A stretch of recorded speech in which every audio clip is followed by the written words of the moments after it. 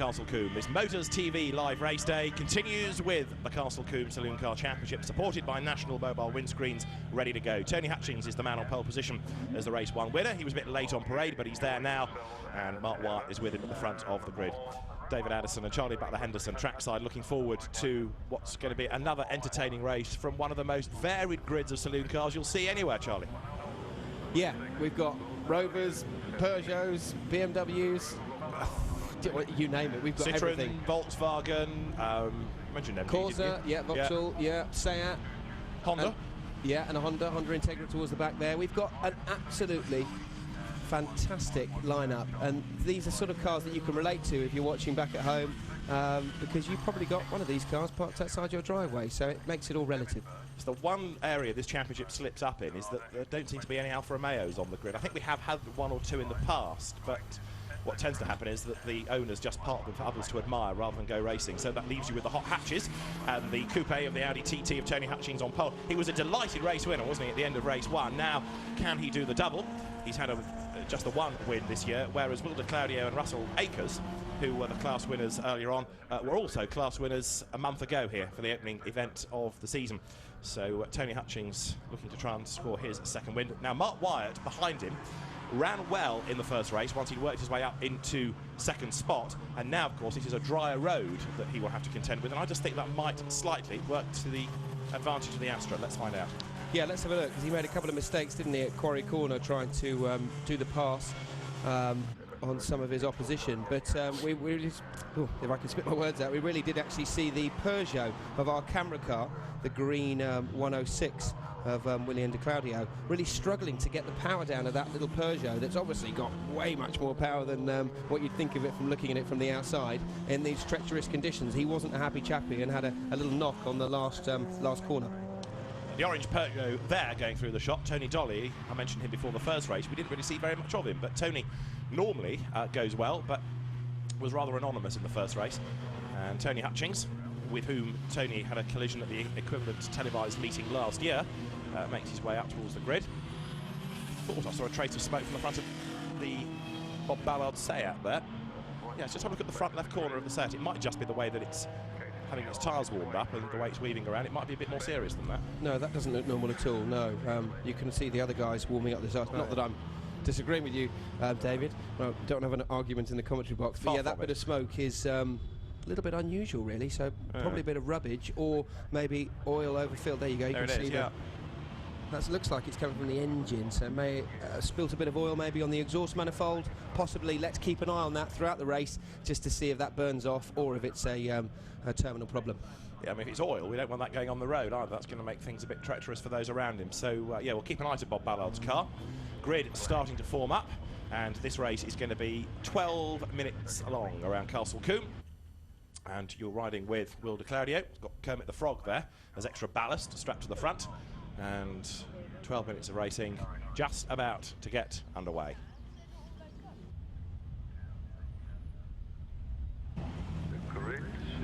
There's Lloyd Allard's VW Golf, repaired after some frontal damage in the first race, and he will start on the 17th row of the grid.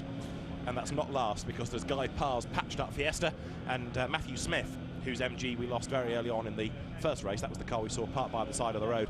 He is going to be last on the grid. So, 12 minutes in prospect. 5-second board is shown to the drivers.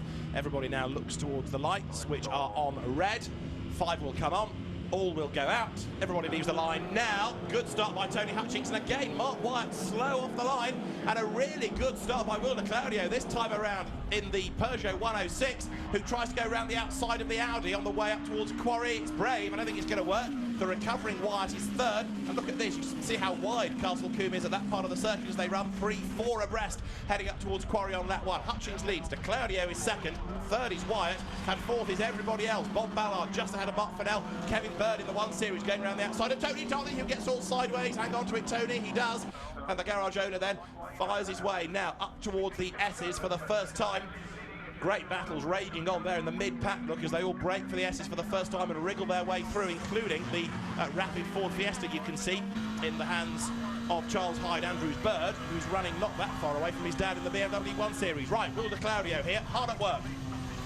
Yeah, hard at work, as you can see, coming into Tower Corner there, fighting at the wheel and being able to put the power down now. Tyres are still quite cold for these cars. They've only had one warm-up lap and it's still quite a cold, fresh day out there. So still lap times will be coming down drastically throughout this session. But what a massive mix of cars. And I tell you what, if you were to have that Mini, you'd be quite a busy race meeting, wouldn't you? 2 races today, 2 races in the Mini Challenge, if it was the same preparation, and you'd have a busy day's racing. Absolutely right.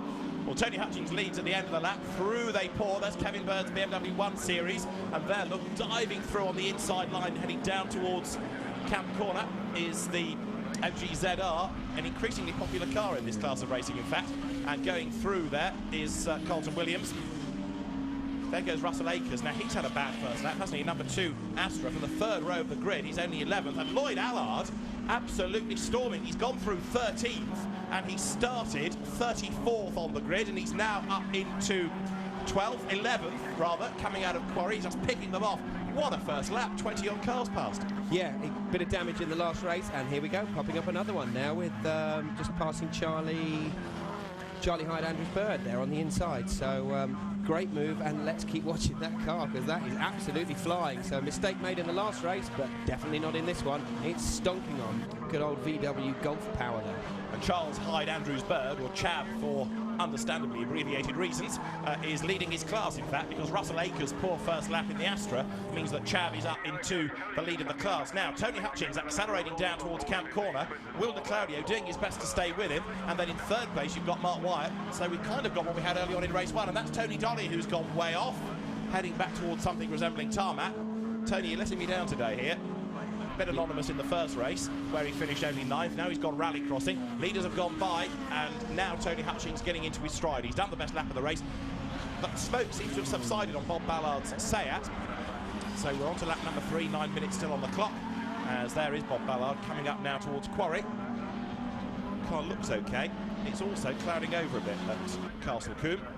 Yeah, looking at the direction of where the flags are blowing and the camera's just picking up there, that black cloud is coming this way. So hopefully it's high enough that it's not going to dump whatever it wants to on the Castle Combe circuit and cause the mechanics more tyre changes, marshals more hard work, and the drivers more hard work as well.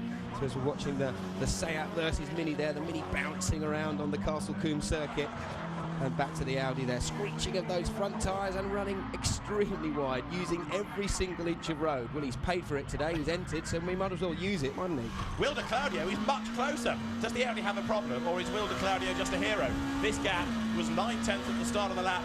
Look at the way that Will is going. He's absolutely storming on as he comes down towards Camp now, chasing after the turbo Audi, turns its way into Camp, and this gap is getting smaller and smaller.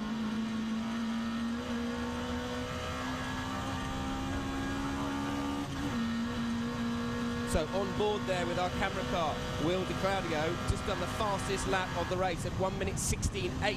So much quicker than the Audi ahead, or launching the gears there as he approaches the next corner. But what a fantastic onboard footage, and that Peugeot really is singing. It sounds absolutely brilliant. Sounds like one of the old Winkelhock BMW touring cars on board.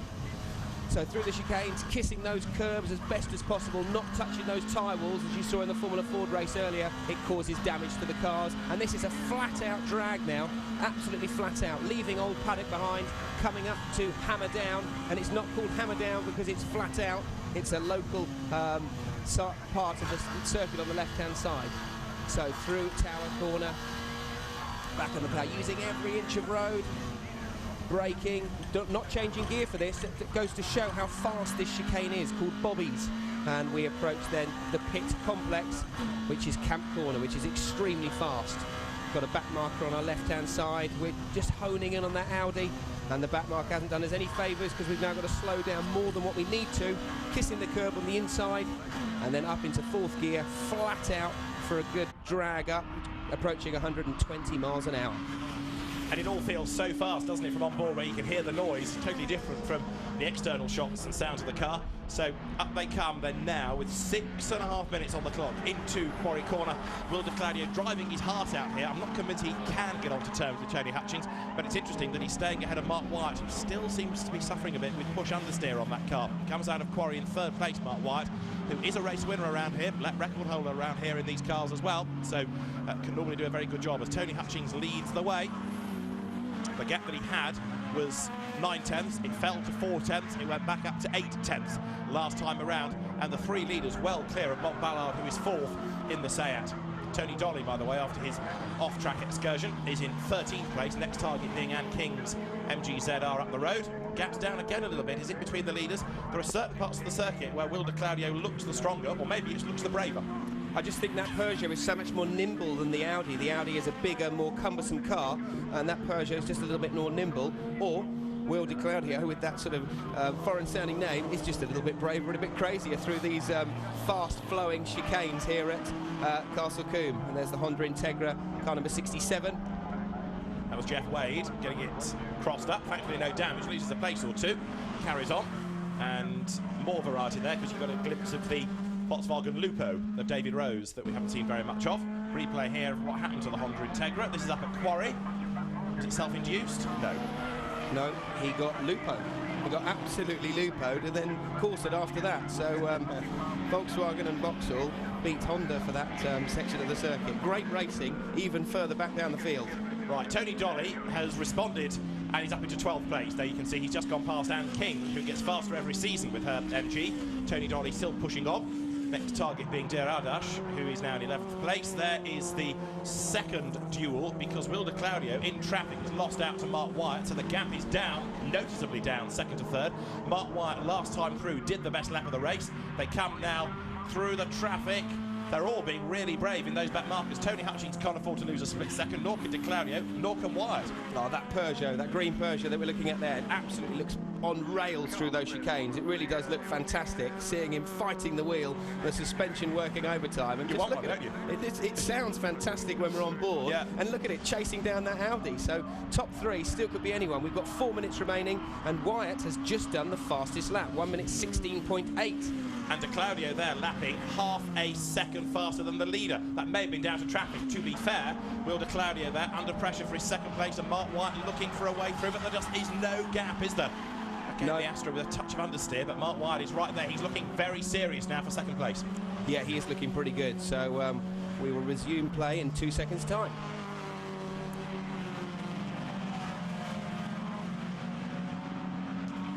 So yeah, third man Wyatt, fastest man on the circuit, honing in on that Peugeot in front of him, chasing the leader in the Audi that dominated the first race here at Castle Combe. Wyatt has a look on the inside, but again, there just is not a gap. He's tried pretty much everything. Look at that, way up onto the curb on the inside. Mark Wyatt's version of Castle Combe is a bit shorter than other people's, but look, they're up with Hutchings again. The three leaders have all concertinaed up. Look at that, all three of them. You know, I just love that corner. It's a great camera angle we've got there, and the cars just look brilliant there. Marshall's frantically waving the blue flags, meaning you've got to check in your mirrors. There's a faster car approaching. We've got the Astra and the Peugeot with their lights ablaze, trying to outfox each other, and the Audi still just down in front. See, again, on this part of the circuit where the turbo can come into play, it can pull clear, and they've got to go round the outside of back markers. Jeff Wade in the Integra doesn't know which way to go. Will de Claudio then has to go from one side of the track to the other to get past the Vauxhall Corsa there. Phew, deep breath taken. They all bunch up again going into Quarry. Mark Wyatt late on the brakes, scrabbles through. You can hear the tyres protesting. And de Claudio comes out a little bit nearer to Tony Hutchings once again. Headlights on, they need that to get through the traffic, of course. So, Tony Hutchings half a second ahead, a couple of minutes remain in this race. Will de Claudio kind of deserves a win because he has never given up. He has driven on the limit in both races. Yeah, he wasn't very happy in the first race. We saw him shaking his head. So much power from this car, just couldn't put the traction down. But going down the gear, coming into Tower Corner, hear that real raucous sound of the engine there. And then just watch this car through here. So on board now, flicks right, back on the power again, flicks left, and yes, we really are honing in on that German bit of engineering, the Audi in front that was dominant in the first race. And Tony Hutchings now has to go defensive, and he's not really had to do that today, but they're sitting in the middle of the road on the run along Westway down to Camp Corner to try and fend off Will de Claudio. Then he comes too fast to Camp, he's over the grass. Will de Claudio leads then as they come over the line. The little green Peugeot scuttles by now. Can he hang on in there? The two of them, nose to tail. Will de Claudio, I don't think has got the power in a straight line. The Audi's going to breeze past, is it? No! Will de Claudio hangs on to the lead. Fantastic. This is the last lap of the race they've gone on to. Will de Claudio being urged on by the crowd, I'm sure. He's a real popular driver at Castle Combe. If he can win outright, this would be one heck of a result.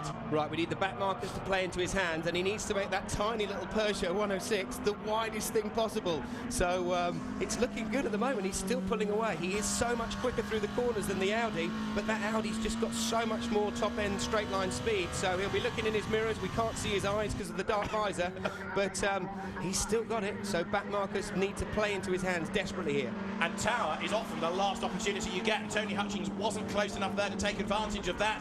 Another back marker. Do they both get by safely? They do, but I reckon Tony Hutchings may have shot his bolt here. I don't think he's going to come back at Will de Claudio as they accelerate from Bobby's.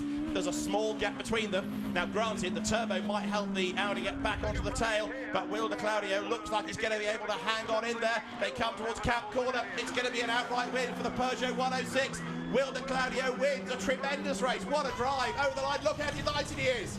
Brilliant. Fantastic drive. Will de Claudio wins outright in the Castle Combe Saloon Car Championship. If you're going to win a round of the series, do it on live TV on Motors. The team is delighted as well. And Will de Claudio then comes home the winner by 0.8 of a second from Tony Hutchings. Mark Wyatt third, and still they battle because there's Mark Fennell coming home for fifth behind Bob Ballard, and the Volkswagen Golf of Lloyd Allard. We didn't see a lap ago, but it had got itself up into 6th place, but it's overdue. And I fear on the last lap he's had a moment somewhere. There he is, lots of people with the wipers on now, and that may also have affected Tony Hutchings late in the race. Well, Lloyd Allard, who was 6th, is not going to be 6th, I don't think, because that last lap has had a moment for him. So in the end, Kevin Bird is 6th, Lloyd Allard is 7th, in fact, which even so is not bad from 34th on the grid, is it? And Tony Dolly makes it home in 8th place. And as the rain starts to fall again at Castle Combe, Will de Claudio, you are a hero. I'll tell you what, hats off to him. I've found a new friend out there. I'll go and meet him later on after the racing. But what a fantastic drive. And it just really felt for that car as well. The way he was chucking it around, yeah. And he was so struggling on putting the power down in the wet race earlier he had. So there's definitely potential with the Peugeot, and it's just shown. One mistake from the leader, Hutchings in the Audi, which just went wide at Camp Corner. But interesting that he couldn't really do much about it. May have been down to traffic, admittedly, may have been down to the changing conditions that we had towards the end, but he couldn't really respond. Will de Claudio wins a fantastic race. Tony Hutchings then, second, having led the bulk of it. Quite a few races today. People dominate them but don't win. Third is Mark Wyatt ahead of Rob Ballard. Mark Fennell 5th, and Kevin Bird comes home in 6th.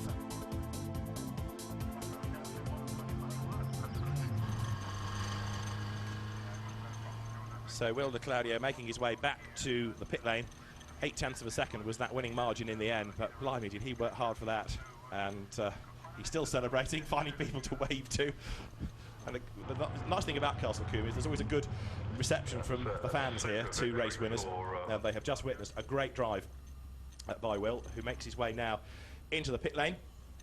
Local man too, comes from Chippenham. And this 1.6 litre Peugeot has certainly done him proud as he comes down the pit road. And there you can see people appreciating his excellent efforts, and we, I think, may have to persuade Jenny to limit him to one very long sentence here, because I would imagine he's going to be bubbling so much after that win he might keep going forever if we get the winner's interview underway. So Will de Claudio drives down the pit lane, the WAS Racing, which stands for Will's Auto Services, in other words. The green and white Peugeot victorious. Still he celebrates, look. And yes, he's just been shown. There it is, you can see the pit board that says P1. So class wins are all well and good, but an outright victory, tremendous. So his mechanics are equally chuffed. Big hugs all round. That's good. Good team spirit. It's really good when you get a good result and your lads come and greet you. That's fantastic. I think Kermit the Frog is the mascot in the car. That was the demon tweet, wasn't it? Well, if she's lucky, Jenny might get a hug now that she's made her way down to Will's car, because he's celebrating with everybody. Jenny, he's all yours. Thank you very much. Will, congratulations. A really popular win there as you dodged past the Audi and made it your own. That's fantastic. It was a fantastic race. I just wanted to stay with Tony as much as I could all the way through the race, and and he just made that last mistake on the one lap before the end, and ran a bit wide, and I managed to get past him, and then it started raining across the back of the circuit, and I don't know if he decided to let off the throttle a bit more to, you know, because it's obviously slippery, but I just kept my head down and just kept going for it. What were the thoughts going through your mind as you knew that he was going wide and you were going to take it? I just thought I can creep up on the inside here, and I just gave it all in and just went for it. So, Will, congratulations. Go over to the podium and celebrate. Good job done, guys. And the celebrations start again. There's Tony Hutchings. He gave it his best shot, but Will Claudio in the end is the victor. And the drivers heading to the podium, led by Rodney Gooch there, the marketing manager of Combe Circuit. And Magnus Laird, who, as I said earlier, puts these events together, the event content together, and makes them all happen, makes them work. He's congratulating the victors as well. Garland, trophy, champagne. And I think after a taste of an overall win, if he's got the budget, you might find Will Claudio moving up into the main class for next season. lovely. Thank you very much. Thank you. So more overall victories to come, possibly. Maybe not in the Peugeot, but if the budget permits and a faster, more powerful car for next year, then it wouldn't be a surprise to have Will Claudio winning more regularly. Good to have Tony Hutchings now a regular front runner as well. It's been quite a long time, his participation in the championship, chipping away, getting closer and closer and closer to the front. Now he can win races, and he's a regular within that leading group. He gets his trophy. And thank you very much. Another excellent round of the Combe Saloon Car Championship. National Mobile Windscreens continue to support it as they have their racing at this circuit for many, many seasons. Right, let's go back down to the pit lane, back down to Jenny. Yes, I'm just going to jump in here. Oh dear, this feels very rude to just pop in between the two of you on the podium. Yay, I get to be on the podium. I just tell you what, we're just going to have another look at the big screen to just get you guys to talk us through that move, because it was quite incredible for both of you from different angles. So hopefully, there we go, you can just see it. So just talk us through what was going on, Will. Well, I had a good run out of the chicane and came down into the corner. I was late on the brakes, and Tony was just a bit too quick through the corner, ran a bit wide. I think he came off the throttle, and then I just managed to nail it and get past him and just go for it and get my head down. Tony, what happened? I just braked too late, went into the corner too quick. I just couldn't turn the car. It just started to spit with rain. Whether that had anything to do with it or not, I don't know, but just, yeah, silly really. Oh, disappointment, I know, but congratulations. Will's just captivated by his steering. Oh, it was excellent, excellent race. Couldn't wish for anything better. Awesome day. Oh, well, congratulations. Give him a big round of applause, ladies and gentlemen. Back to you, Addis, because it's starting to rain again. My heart bleeds for you, Jenny. I'm sorry. It's so warm in our tropical air-conditioned